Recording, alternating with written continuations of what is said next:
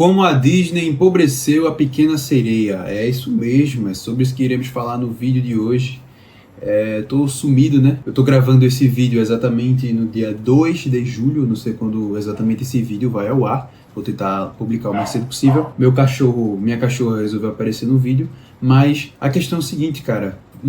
Exatamente um mês atrás, foi quando eu publiquei o último vídeo, que foi eu falando sobre a Pequena Sereia, a busca pela imortalidade, e estou aqui de volta agora para falar, como eu havia prometido no final daquele vídeo, sobre como a Pequena Sereia foi empobrecida pela versão adaptação da Disney, né? Hoje eu resolvi vir um pouco diferente, eu vim com essa blusa azul porque minha namorada tinha observado que eu usei basicamente blusa vermelha nos dois últimos vídeos que eu havia publicado. Na verdade, o primeiro foi vermelho, o outro é um vermelho com um pouco mais escuro, assim, puxado talvez um pouco pro vinho.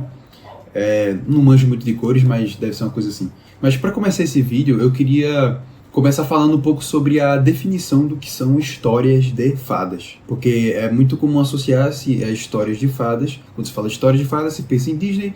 E se pensando em Disney, histórias de fadas, naturalmente você pensa nessas histórias como histórias infantis. Mas eu pego um pouco do conceito que Tolkien, né, o John Ronald Tolkien, o autor do Senhor dos Anéis, ele dá de histórias de fadas.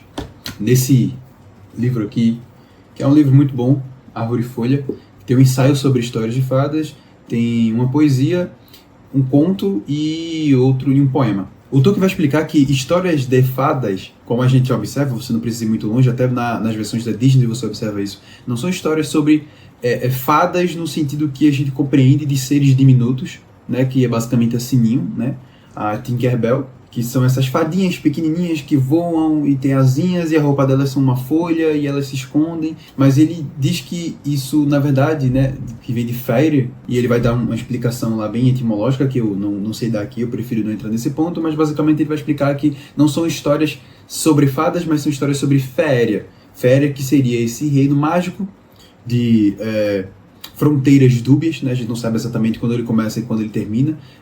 É bastante discutível algumas histórias, se definir se algumas histórias são ou não histórias de fadas. Ele cita exemplos do que ele acredita de fato que são ou que não são, mas basicamente é histórias de fadas, que seriam histórias sobre Féria. É esse reino mágico onde a magia é crível, onde a magia é algo real e não um motivo de zombaria, um motivo de piada. A magia nesse mundo é levada a sério, né? Mas não é somente um mundo em que existem dragões, trolls, elfos, essas criaturas mágicas e magias, né? O cara lançar uma varinha de fogo, o cara transformar o cara em bode, sabe? Umas coisas assim. Mas é um mundo que existe também casas, o mar, a natureza, famílias, sonhos, intrigas, amor de pai, amor de mãe, entre todos esses aspectos da realidade, né? Eu tô querendo falar que a matéria-prima das histórias, né, das histórias de ficção, é a própria realidade em si, como ela se dispõe pra gente, né? Tudo que acontece na realidade, sejam eventos históricos, entra nesse mundo, nesse caldeirão. Ele vai falar, né, que é como se fosse um caldeirão que borbulha sem parar, e tudo o que acontece na realidade, tudo o que existe na nossa realidade, entra nesse caldeirão, se mistura, e daí a gente consegue tirar esses ingredientes e compor essas histórias. E como a gente tem essa capacidade de abstrair, a gente consegue observar que essa garrafa, ela não é só uma garrafa, ela não só tem esse formato, mas ela também tem essa cor azul e essa tampa laranja. Mas a gente consegue abstrair todas essas características. Então a gente começa a imaginar, não enxergar não só que a garrafa é azul, mas a gente consegue imaginar que essa garrafa possa ser verde. Ou imaginar que a grama verde pode se tornar uma grama dourada. E entre outras coisas. Então é basicamente isso, né? Féria é esse mundo, para resumir, é esse mundo onde a magia, onde é um mundo encantado, onde essas coisas, essa fantasia, ela é crível. Mas enfim, o ponto aqui não é destrinchar tanto, né, me aprofundar muito nesse ensaio do Tolkien sobre as histórias de fadas. Se vocês quiserem, eu posso, de repente, depois fazer um vídeo falando propriamente sobre esse tema, né, falando com mais profundidade e mais detalhes. O ponto foi só dessa pincelada para você compreender. E, bem, histórias, por exemplo, como Game of Thrones, se encaixaria no conceito de histórias de fadas. E para quem conhece Game of Thrones, para quem já assistiu Game of Thrones, vai definitivamente dizer que não é uma história para crianças. E agora a gente entra no ponto que é como as pessoas enxergam o que são histórias e o que são obras infantis. Por exemplo, é muito comum que, para a gente pegar uma história e transformar ela em infantil, a gente precisa muitas vezes empobrecer, censurá-la. E é por isso que o Tolkien ele vai fazer uma crítica muito forte a essa visão de que histórias de fadas, por algum motivo, são propriamente para crianças. Ele fala que quando você faz isso, naturalmente você empobrece, porque se a gente pega, por exemplo, qualquer outro tipo de arte, seja música, pintura, poesia, e a gente transforma essas artes e diz que elas são unicamente para crianças, o que vai acabar acontecendo é que essas histórias, esses tipos de artes, eles vão ficar empobrecidos, vão ficar limitados. Imagine se todo o nosso estudo de física, das ciências, fossem aqueles estudos dos livros dedicados à educação infantil, né? Ao Fundamental 1, enfim, essas séries mais baixas, né? Das idades mais novas. Se você pegar esses livros de ciências, você vai ver que é uma ciência muito limitada, muito empobrecida do que de fato aquelas matérias são, né? Do que de fato, até onde aquelas matérias de fato alcançam, a profundidade que elas têm. E com histórias de fadas não é diferente. Aí é que entra a Disney. A Disney adaptou muitas histórias de fadas, né, nas suas grandes e clássicas animações. Uma delas, eu recomendo, caso você não tenha visto, ver o meu vídeo anterior, que eu falo sobre a Pequena Sereia, o conto original, conto a história, né, dou uma resumida, falo os principais pontos, leio trechos e você vai observar como essa história é bem mais profunda e interessante do que é a versão da Disney. O ponto principal no conto original da Pequena Sereia, né, aquilo que a motiva a fazer tudo o que ela faz, principalmente, né, sacrificar a própria voz, abandonar a própria família e todo aquele mundo que ela tinha no fundo do mar, é justamente a busca pela imortalidade. E esse elemento é completamente apagado da versão da Disney. Ela vai porque ela realmente se apaixonou pelo príncipe e quer casar com ele. Mostra no filme que ela já tinha um interesse pelas coisas, por esse mundo da superfície, como no conto original tem. Tem até uma questão dela brincar com alguns itens assim, que ela não entende para que serve. Uma bota, ela não sabe o que é uma bota, ela não sabe o que é um garfo, não sabe para que serve. Mas dentro da animação da Disney é uma questão mais até de rebeldia, porque dentro da versão da Disney eles criaram uma proibição que existia dos seres do fundo do mar, que eles não podiam ir para a superfície porque os seres humanos são péssimos, terríveis e etc e tal. Então era proibido, era uma espécie de tabu que eles não podiam fazer de todo jeito. E existe essa rebeldia da Pequena Sereia, porque ela fica indo lá em cima.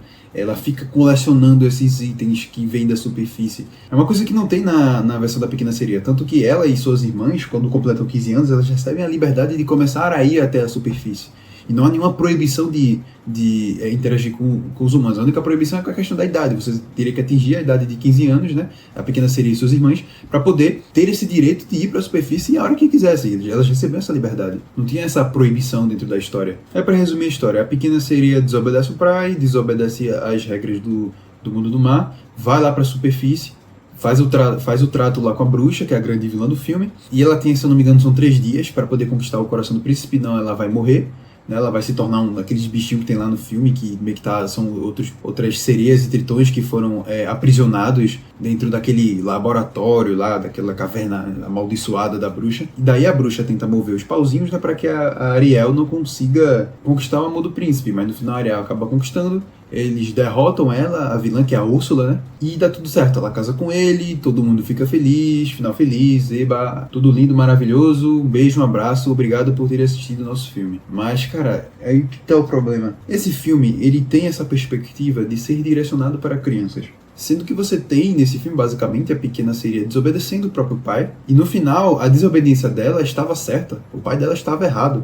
Ela desobedeceu o pai, subiu à superfície, casou com o príncipe. No final, tudo ficou bem, tudo ficou ótimo. Ela venceu a bruxa. Basicamente faz um pacto com a bruxa, entrega a própria voz para ela, adquire pernas, e isso não tem consequência, é diferente do conto original, que quando ela perde a própria voz, não tem retorno. Né? No final do conto tem uma possibilidade dela voltar a ser sereia, mas ela não voltaria a ter a voz dela. Perdeu, não tem, é irreversível, enquanto nesse filme não tem consequência das ações dela. Na verdade, ela sempre teve certa no começo. Então eu acho interessante. Então, basicamente, você está dizendo para as crianças, o público-alvo desse filme, que é tudo bem desobedecer seus pais, porque provavelmente eles estão errados e você vai fazer as coisas e não vai ter consequência e no final vai dar tudo certo. Eu acho um pouco complicada essa mensagem que o filme passa, basicamente coroando a desobediência da Pequena Sereia. E veja, pais não são infalíveis, eles podem errar em relação à forma como eles conduzem, da forma como eles conduzem a criação dos próprios filhos e acabar criando proibições talvez sem sentido de fato. Sendo que é complicado você pensar nisso quando é uma criança, sabe? Você está basicamente implantando uma rebeldia dentro da criança.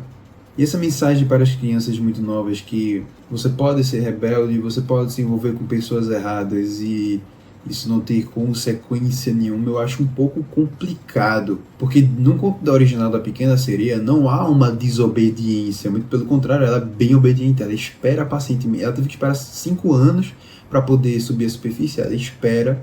E quando finalmente chega o dia, tem todo um ritual lá dentro do mundo da Pequena Sereia, no conto original, que ela tem que fazer uns enfeites, e é toda uma questão que ela não queria aquilo de jeito nenhum, mas ela acaba aceitando, ela é bem obediente mesmo. Tem uma coisa realmente muito mais de sacrifício dela, de pôr a vida dela em risco, consciente de tudo, né? A própria bruxa fala, reforça o peso da escolha dela, né? Da feiticeira que tem no conto original, reforça o peso e o perigo e o que pode acabar acontecendo com ela, e que ela vai sofrer e que ela pode acabar morrendo se não conseguir casar.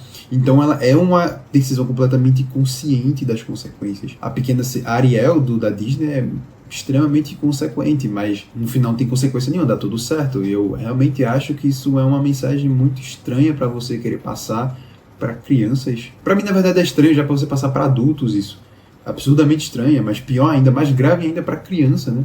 E outra coisa também que a Disney acaba fazendo com essa versão é deixando a história bem mais simples, bem mais pobre mesmo. Não só essa corrupção simbólica que acontece dentro da história, né? Ela é completamente empobrecida e destruída dentro dessa versão da Disney, mas uma coisa que o próprio Tolkien fala: as obras que a gente passa para as crianças, elas deveriam estar além de suas capacidades, não completamente além, não absurdamente além, mas além de suas capacidades, para dar margem ao crescimento, assim como as roupas. Você não vai comprar uma roupa, uma blusa para uma criança que é menor do que ela, que não cabe nela. É nem muito justa.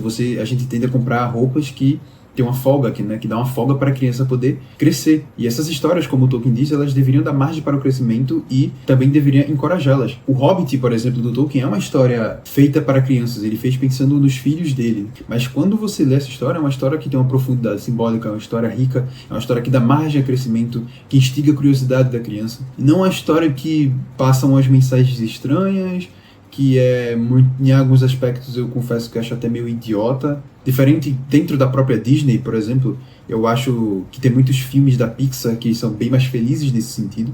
O próprio Rei Leão não é Pixar, né? É Disney de fato, mas o Rei Leão é muito superior nesse sentido. Ele tem boas mensagens, ele é uma boa história, ele consegue usar de aspectos mais lúdicos e divertidos, mas eu não acho que chega a ser uma parada completamente idiota. Não que eu acho que a Pequena Sereia é absurdamente idiota, mas acho que pesa muito a mão para essa adaptação da Disney, o que ela fez com o conto original da Pequena Sereia, porque é incomparavelmente superior mesmo. Tipo, sei lá, cara, as irmãs da Pequena Sereia, na animação da Disney, são quase que irrelevantes, assim, são personagens assim bem genéricas e relevantes, bem descartáveis na animação da Disney, enquanto no conto original elas são presentes, elas ajudam a Pequena Sereia, elas conversam com ela, elas tentam resgatá-la de volta ao mundo do mar, né, ao mundo do reino do mar. Cara, tudo é superior na versão do conto original. Enfim, é basicamente isso que eu queria falar sobre a adaptação da Disney. Tem uma outra adaptação da Pequena Sereia que talvez eu fale sobre, que é a versão da Toei Animation. Tem uma versão da Pequena Sereia de 1975 pela Toei Animation, cara. A adaptação da Disney não foi a primeira não, pai. Teve outra antes. É isso aí. Não sei se vai ser o próximo vídeo, não vou prometer que será o próximo vídeo sobre esse tema, porque talvez eu mude para dar uma variada, mas veremos. Vou tentar não demorar muito, né, começar a postar com mais frequência, porque, pô, o cara cria um canal no YouTube, não, tá, ao virar youtuber, postar vídeo, e o cara não publica, irmão. Publica vídeo uma vez na vida e outra Mas, trabalhar, né? É isso. Clica no gostei, comenta, compartilha se você gostou desse vídeo e se inscreve no canal se você não for inscrito, que eu ainda vou falar muito sobre animações, outros filmes de live action, sobre jogos também, peças de teatro e obras clássicas da literatura e o que mais der na telha aqui para comentar nesse canal. Valeu?